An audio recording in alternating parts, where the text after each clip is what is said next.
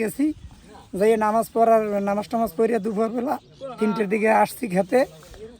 আইসা খেতে আসিনি, আলু খেতে আসছিলাম।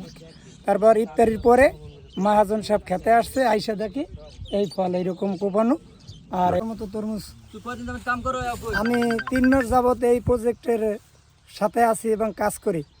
দিন রাত 24 ঘন্টা এই তরমুজ খেতেই আমি 3 মাস যাবত কাজ করি। মহাজন আমাকে রাখছে, আমি এইখানে থাকি বা দেখি। তরমুজ নষ্ট করছে মনির গাজীর ছেলে আর মজনুর গাজীর ছেলে। কত লক্ষ টাকার তরমুজ নষ্ট? 10 থেকে 15 লক্ষ টাকা তরমুজ। আপনার নাম কি? আমার নাম রাসেল। রাতে এই ছেলেদের হাতে এই ছুরি আমি দেখছি। ছেলে কারা নাম? ছেলে একটা হইলো মজনুর গাজীর ছেলে, আরটা হইলো মনির গাজীর ছেলে।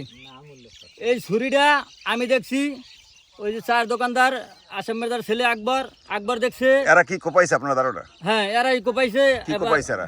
এরাই তরমুজ কোপাইছে। আপনার তরমুজ নষ্ট করছে কে কে? মনির গাজীর ছেলে ক্ষেতের সব তরমুজ কোপাইছে। তো আপনারা ঘুরে ঘুরে দেখছেন। কত টাকা? এখন আনুমানিক হয়তো 500-700 তরমুজ হইবে। কত লক্ষ টাকার?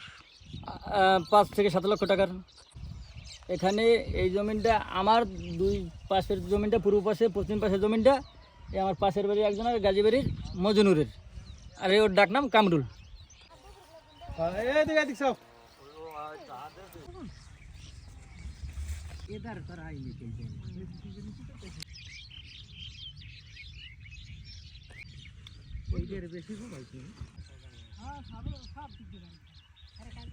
এই যে দুপুরের